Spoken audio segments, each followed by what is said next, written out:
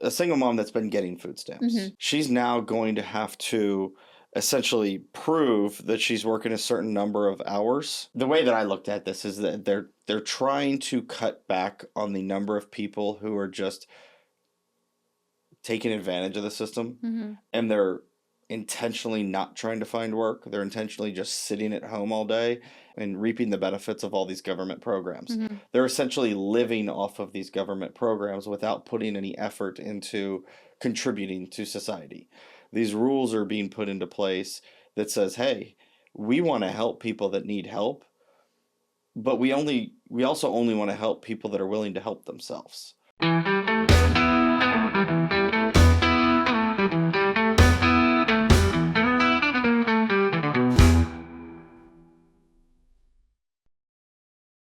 Welcome to another episode of Distilled Assets. Today we are going to be talking about something that is in the news a lot lately. It's something that a lot of people are talking about.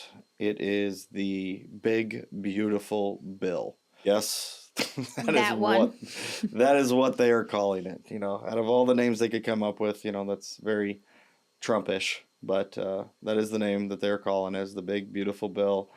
And it's over 1,000 pages. There's a lot of different topics in there. There's a lot of different things going on, a lot of moving parts. We are going to try to break it down into 12 segments for you today. And we're going to run through each one of them as kind of a quick overview of what they mean, who they affect, how they affect you. But then there's one in particular at the very end that we are going to dig deep into because it's something that we deal with our clients a lot, and it's going to affect a lot of people. Probably, I mean, all of the segments will affect some people. The last segment will affect all people. So we are going to dive a lot further into that specific topic. For those of you who have not seen or heard an episode of Distilled Assets, my name is Jaimin and Rebekah. I am a financial advisor.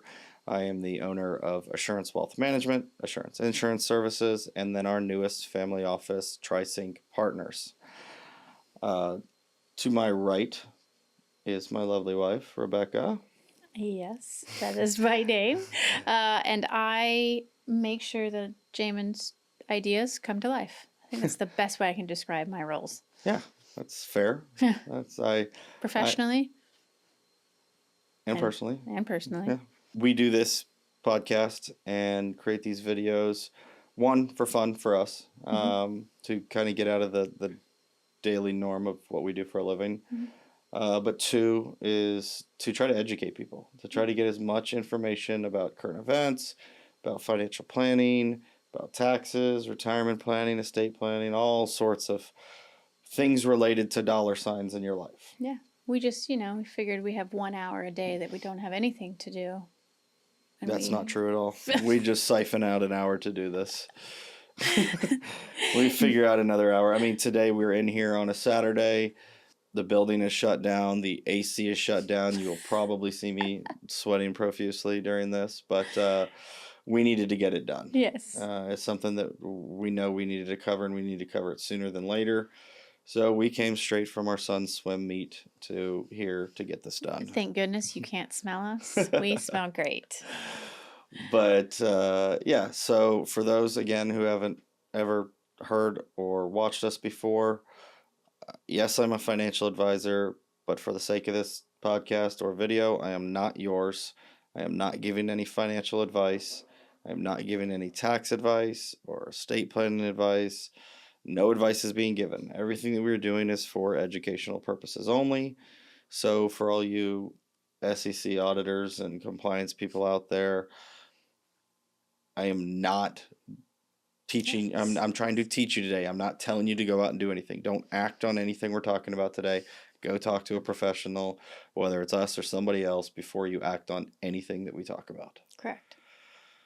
That's always there was the your worst disclosure. part. Yeah, that's always the worst part.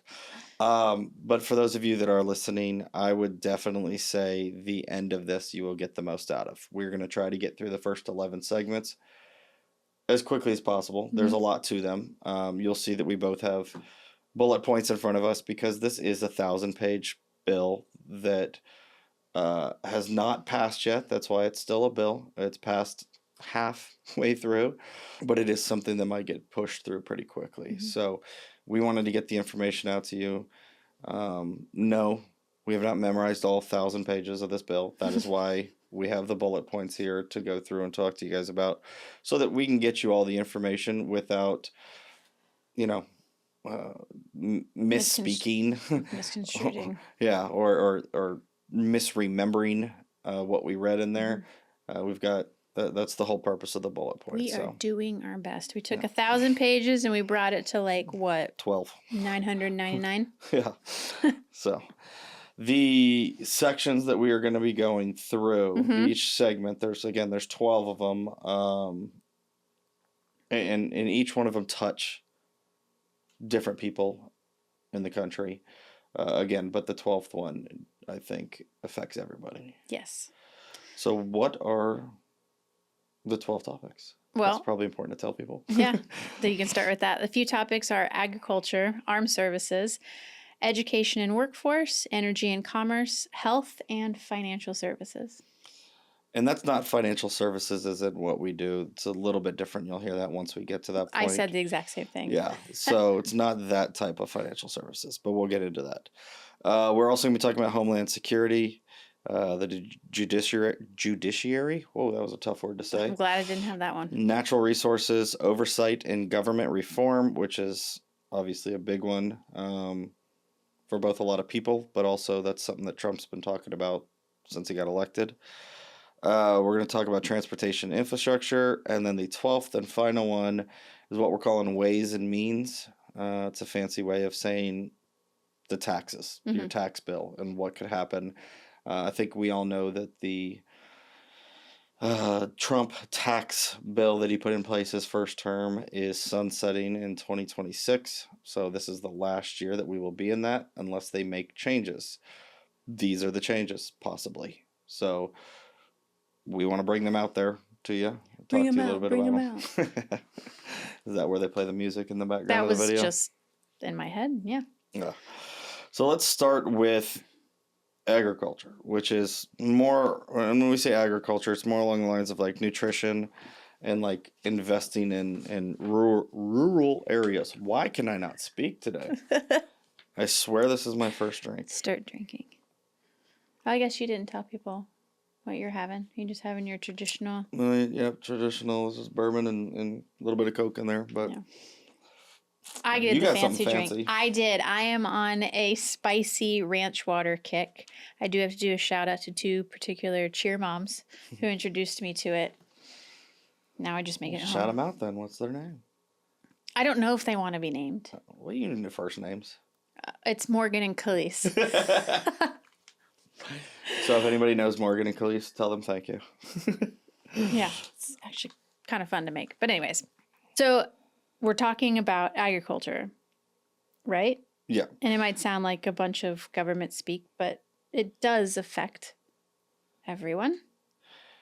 Yeah, I mean it does. And what they're essentially doing is it's kind of tightening down around the rules of things like food stamps. So the requirements. The requirements, you know, what's it called? SNAP. So it's not going to affect everyone.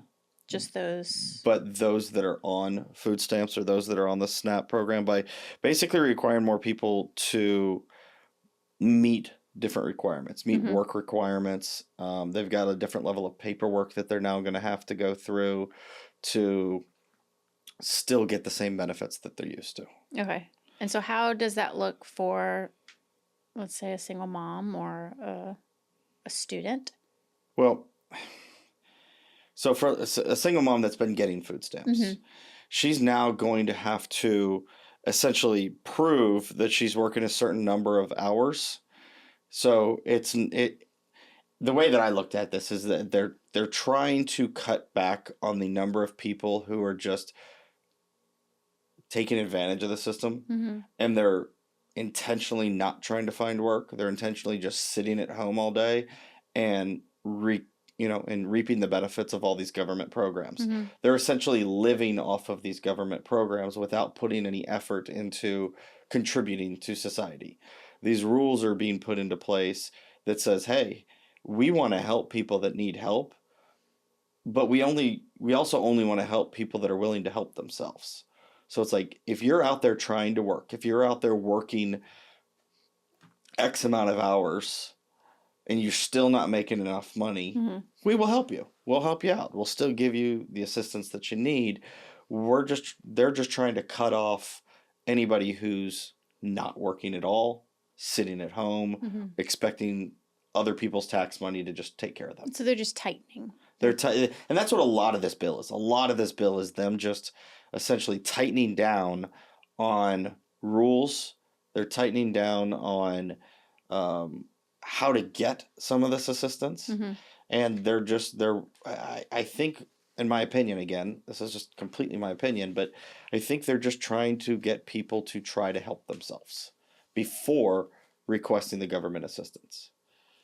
So they don't want you taking advantage of the government. They don't want you taking advantage of living off of other taxpayers' money. They want you out there attempting to help yourself. And if you still need help from the government, then they will step in and help you. It's not like they're cutting off the help. They're just narrowing down who they're going to give it to the people that are trying. Makes sense? I mean, yeah. No, it does. I think it's a way of making people, or attempting to make people a little bit more self-reliant and not reliant on the government. Okay.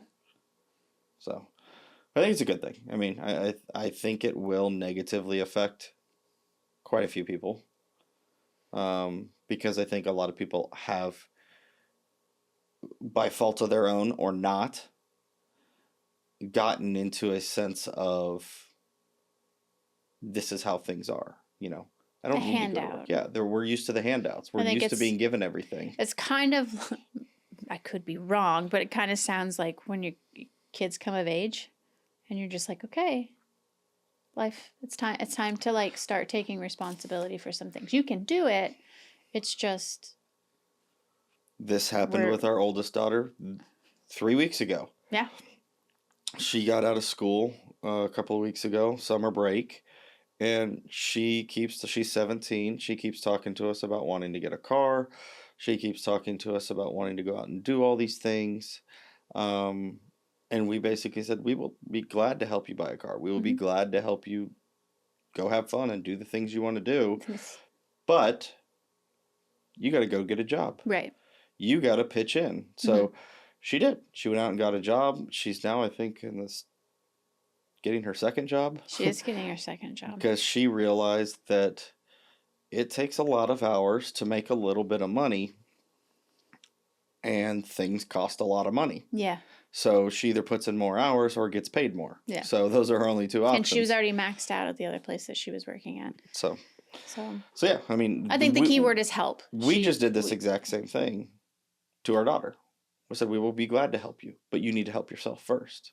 So, I'm not going to give you anything anymore. You now need to pitch in your portion, and we will help you. So I'm the big, beautiful Bill. You are the big, beautiful Bill.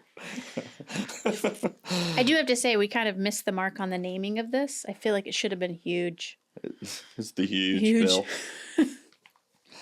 So, well, they've still got time. I mean, it's just a bill right now. So Jesus. They've still got time. If you guys are out there, Trump's people, we want credit for that one. So let's go into that's a lot about the agriculture stuff, but let's get into the armed services. All right. So military and what exactly is changing there? This is where I have limited understanding. So they're actually doing a lot to help the quality of life of our military. Okay? They are attempting to help the quality of life of our military.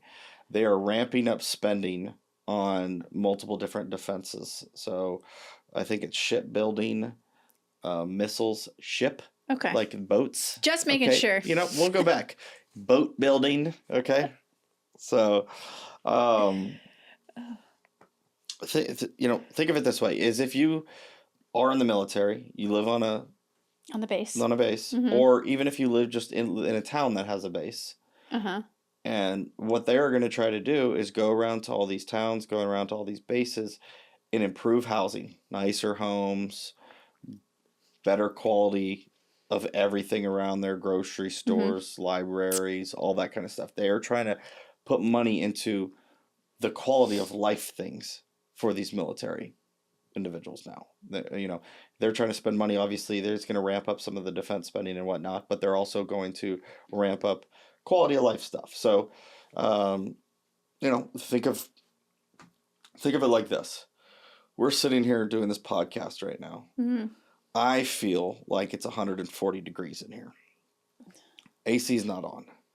What this bill would do is if we were the military, they'd come in and put in an AC unit and let it run during the weekends and they'd pay for it.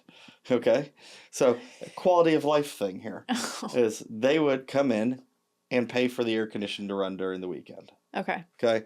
So, I'm not saying that they're going to go pay for everybody's AC bill. Don't get that mistaken.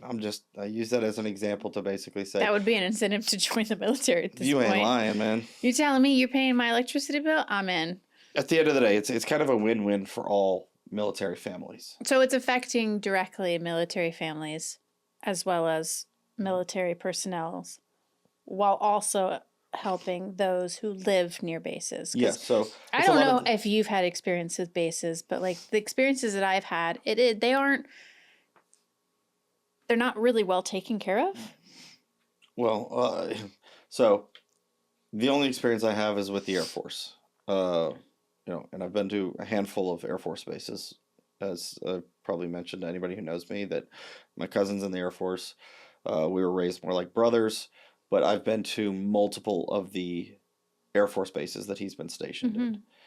And one thing I noticed about all of them is that I don't know what they call it, their common quarters, whatever they're, where they go and hang out and stuff like that. It looks like a college dorm. it looks like a college dorm, which is, maybe okay because most of these guys live like they're still in college, which is pretty funny. So maybe that's an okay thing. I don't think, I haven't seen any base residences. Everywhere I've gone with him, he's lived in off-base housing. So I haven't seen that kind of stuff, but I do think that this is a good thing. I think putting money towards, maybe not creating the next AI manned drone bomb. Hey, I'm all for that. They have so many weapons now that are you can tell that there's somebody in R&D that just went back there and it'd be cool. We don't need it, but it'd be cool.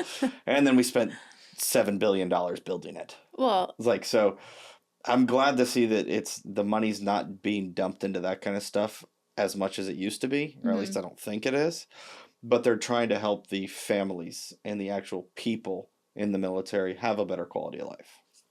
Okay. So, I think we can all agree that if military will always be there. Sure. That's not something that's ever going to stop. So, And keep in mind when we're going through all these that this doesn't matter if you love Trump or if you hate Trump or if you love to hate Trump or if you hate to love Trump. It doesn't matter where you are with your positioning on Trump. What we're going to try to go through is not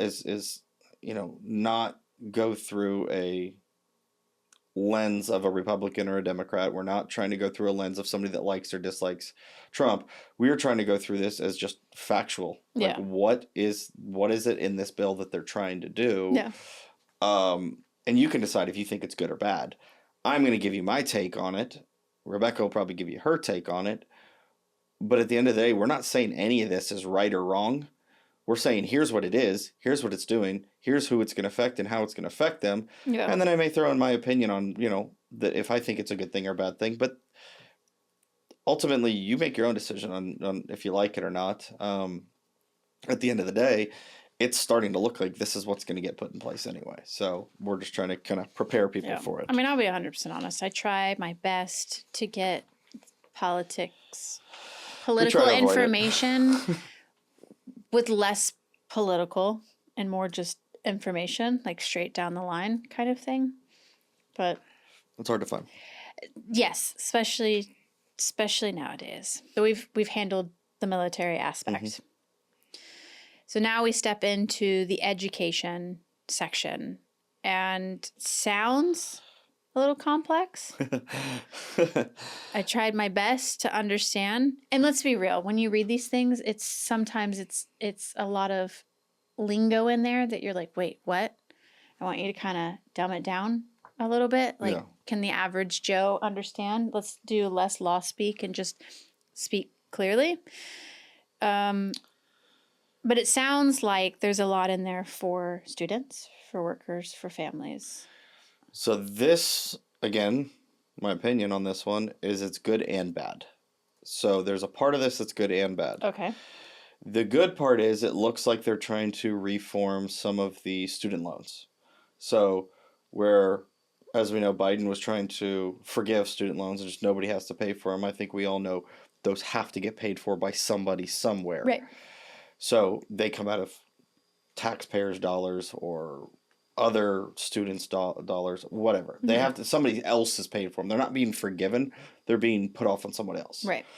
So what this is trying to do is reform those to make it more affordable to go to college, essentially, to make those loans better terms. They're also trying to increase the number of Pell Grants that are given and who they're given to.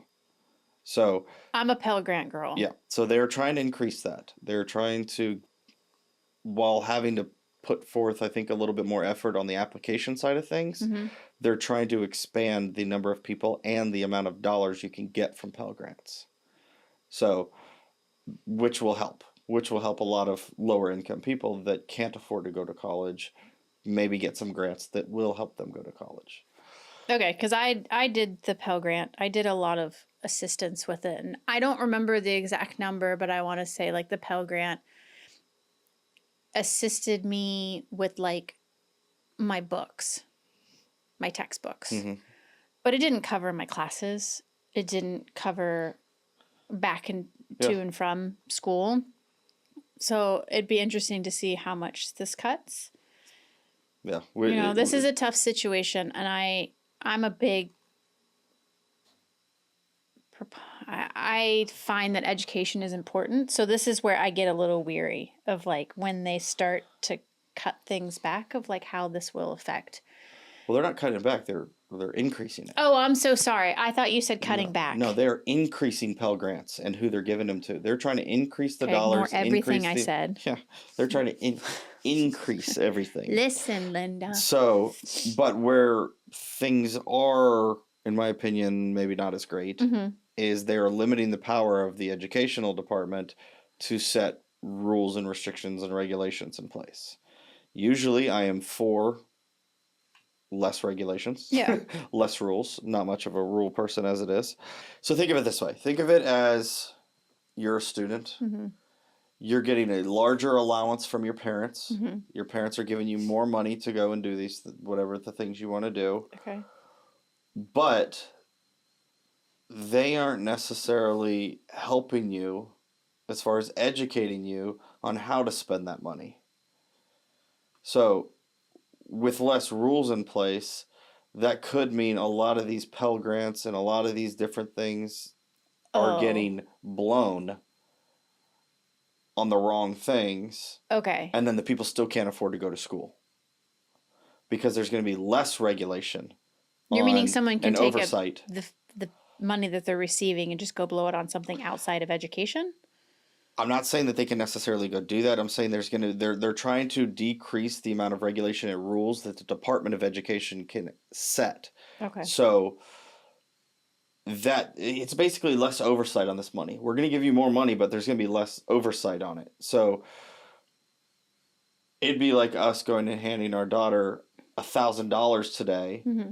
but not telling her that, hey, you can only spend this on food, car, gas, and then you can use 10% for fun.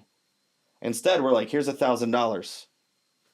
Go do whatever you want. Yeah. I think we both know that she's going to the mall and that's all gone in a day. So that's where I say I don't. Usually, I'm for less regulations and less rules. Yeah. But in this situation, when you're handing money to kids, I think there should be some oversight as how that money's being spent. Yeah, but I also think I can see from the other side that there are expenses that go along with college, and maybe it's, hey, wonderful, you have you have a little bit of money left over that it paid for your schooling. Why not go use that for groceries? Because, well, let's be realistic. You had maybe cut back on work in order to finish school. I mean, I think there is that kind of balance. Well, obviously, in any situation, there are going to be people who abuse. And keep in mind that these regulations aren't just when the Department of Education is being lowered as far as the regulations they can put in place. Mm-hmm. That's not just for the money either. Mm-hmm. That's for the schools. Mm-hmm. So think of it like these schools couldn't have a higher chance. I'm not saying that they would, whatever. But they could have a higher chance now of treating students unfairly. No. Yeah. You know. And so I think large institutions like this do need a little oversight. Absolutely. And by reducing it, I just see where too many things can go wrong. Right. We've seen what happens when the handcuffs are taken off. Yeah. When a corporation or a large entity or whatever you may want to call it comes into power, there has to be someone else that goes, hey, hold on a little bit. Because I do think that there is power can bring out the worst. The next section would be energy and commerce, which is kind of interesting to me. It's kind of funny. Why? Because this is going kind of directly at, and let's face it, this is going kind of directly at what is typically Democratic states and the way that they are wanting to do things with clean energy bills. Mm-hmm. And funny enough to me, it's also going at what was his billionaire bromance buddy, Elon, which we all know they're going through a tiff right now. Come on, who didn't see that coming? You put two strong-willed men in a room, they're gonna fight. Yeah, I mean, but essentially they're rolling back clean energy programs that were previously in law. They're investing in AI programs for the government to use. And they're making changes to rules on exploring oil and gas. So some of those credits that you thought you would get for putting solar panels on your roof, you may not be getting them anymore. Okay. So that brings up a conversation. I don't know if you remember this. It was a couple months ago. They built that new bank across from our shopping center, Target. Mm-hmm. And I was like, oh, there's an electric. Why would they put one of those electric charging stations at a bank? Like, first off, at my knowledge with charging a car, it does take a while. You're telling me you're going to be in that bank for that long, and you said, oh, no, there's an incentive to have them put in. Yeah. And I'm like, so mind you, this bank now has been built for the last 3-4 months, and I've never seen a single person there. No. And what this is going to do is it's going to take away a lot of those incentives. It's going to take away a lot of the money going towards clean energy things and electric vehicles and all that kind of stuff. And it's going to make it easier for oil and gas companies to drill and ship and export and import and all of that. So it's a big push towards the traditional fossil fuel industry, and it's a big push away from the wind and solar and electric. Is there a reason why? I mean, is it just the idea that, hey, this is what we know and let's stay comfortable? Or is it that the green energy sector has kind of made themselves known of poking fun at oil? I think it could be a lot of things. Okay. I don't know his exact reasoning for this. Like I said, I feel like this is kind of an indirect attack towards Democrats because typically more liberal states want to be more clean energy, want to be more electric. I mean, look at California. I mean, they tried going to an all electric vehicle state. How are you going to do that when those cars are expensive as hell? Well, not only that, but they ended up having rolling brownouts across the whole state because their grid couldn't. Anyway, look, we can't talk. Our grid. I mean, it rough doesn't. too. But it's just. I don't know why he's doing it, but that's what's on the plate. Okay. Like, I don't think anybody can speak to what's in that man's head, but that's what's on the plate, and that's why we're addressing it. Is because if you were planning on getting incentives for electric vehicles, for solar roofs, for all these different things, after this bill, those might not be there. Interesting. All right. Well, I guess it's definitely going to be a question of who wins and who loses here. And this has already passed the House and it's going through the Senate, but it may actually get pushed. There's ways that they can, without getting too political and into the weeds of all this, there's ways that they can push it around the Senate and still get it passed. So that looks like this is going to be one of those situations. Wow. It's the House approved, Trump approves, and Trump's, the way he is that's good enough for me. Let's push this around the Senate. So we'll see. We don't know what's going to happen, but that would not be surprising to me. Well, then I'm going to apologize because if that ruffled some feathers, the next section is, and that is healthcare. Yeah. That is a huge section. And if you have watched our podcast before, our previous, we did talk about, assisting families with special needs. So this is going to be a quite interesting one. I don't know how much this one addresses the special needs as much as this is kind of going after the Affordable Care Act and people who are taking advantage of the Affordable Care Act, people who are on it but maybe shouldn't be on it. Mm-hmm. This is kind of going after, again, Medicaid, not Medicare, but Medicaid, mm-hmm. and who qualifies for it, making it a little bit more of a process to make sure that the people getting on it are actually qualified for it. And the feather ruffling will start with, this is also trying to reduce all the related healthcare to gender transitioning. So, as we know, it's been pretty obvious that they've been the pretty parties loud. in office mm-hmm. completely disagree with any sort of transgender anything for the most part. I mean, that's what it seems like. So they are now saying they are not essentially going to help with the healthcare of transitioning people. So if you want to get that done, that's on your dollar. Does that include if you're paying for it? I obviously assume that would be like if you've state issued. But it's interesting. I would like to see what it would be if you have insurance with United and you're paying it. So I think it comes along the lines of like if you're a transgender person and you're going to try to get some healthcare services, mm-hmm. you might have a lot more restrictions put in place. Mm-hmm. So, and it's, people that are on Medicaid, you may lose Medicaid under this bill because they are making it a little harder for people to get on it, which kind of goes back to the first thing that we talked about. Yeah. Is they're essentially, with all these programs, they're trying to weed out the people that are taking advantage of the programs. They don't want to weed out the people who actually need it. Yeah.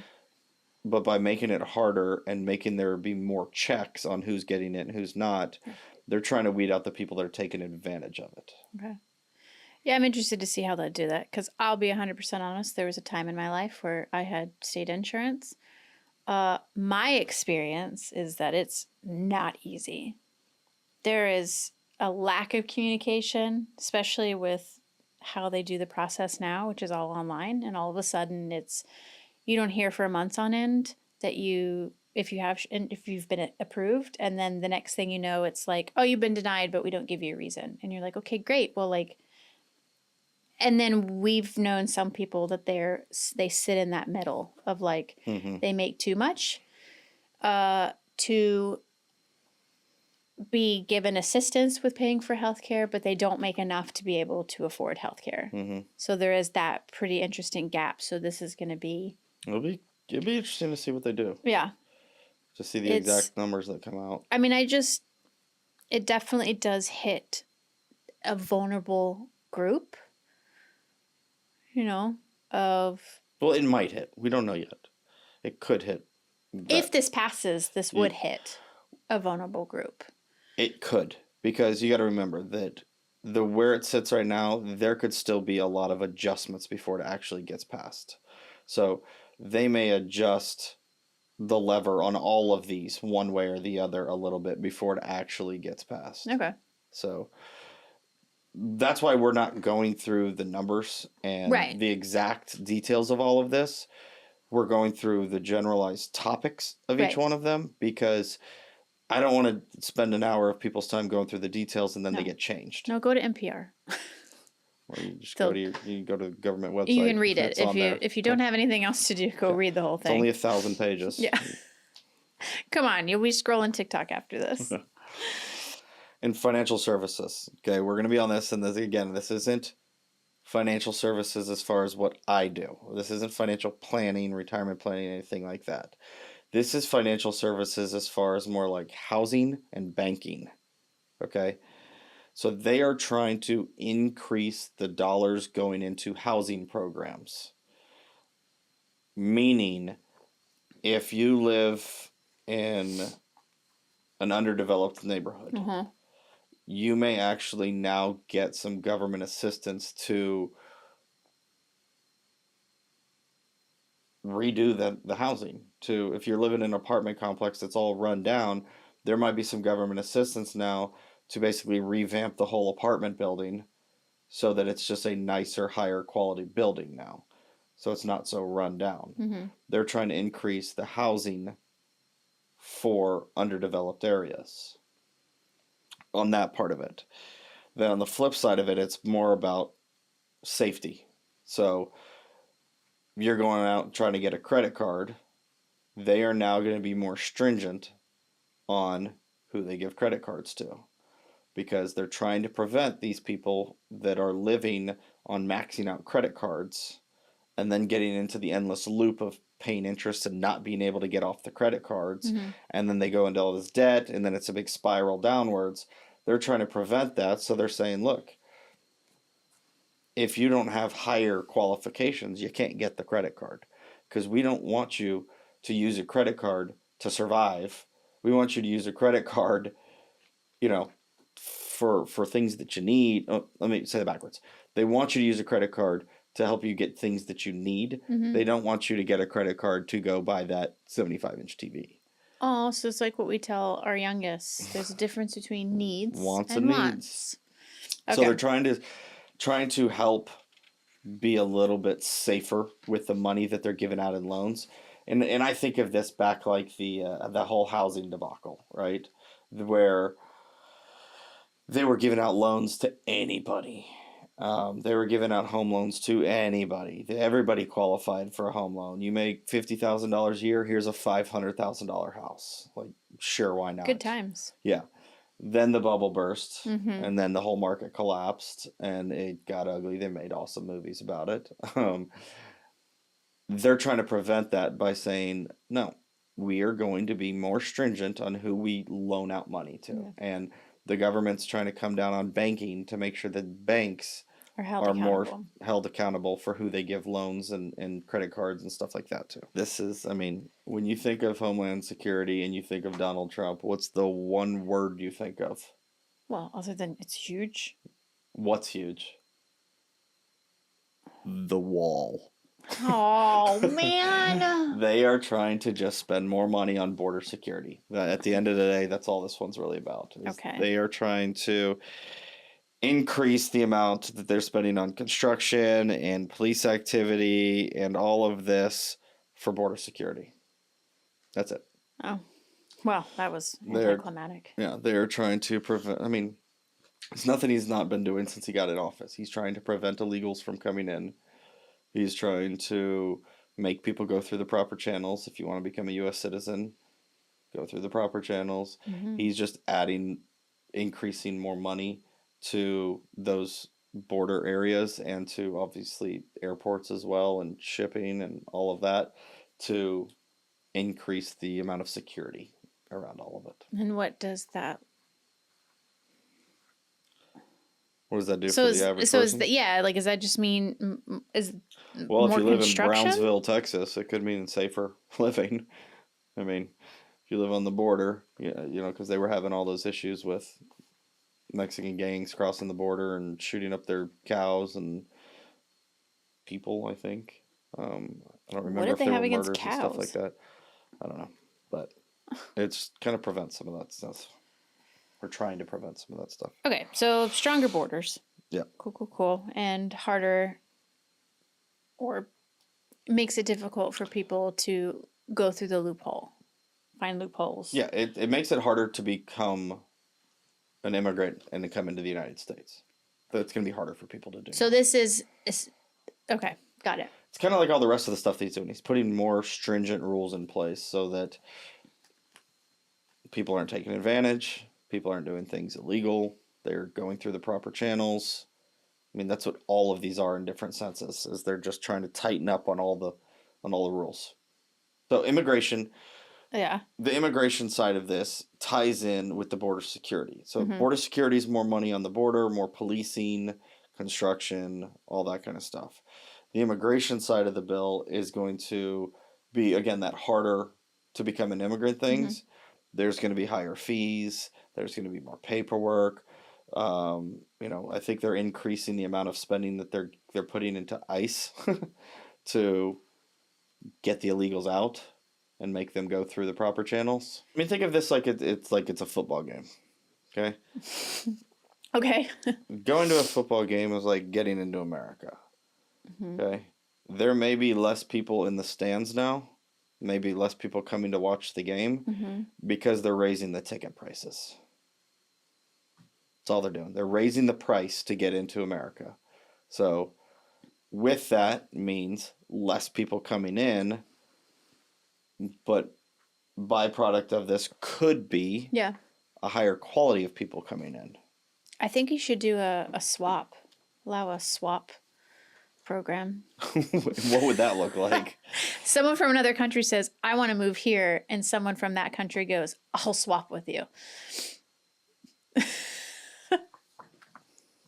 That would be beautiful. So it's like nobody from a third world country would ever get into America because there's not an American on earth that's going to want to go to a third world country. Well, maybe for a little bit. No. this is, and then what? When you decide to come back, you have to kick that person out of America? Yeah.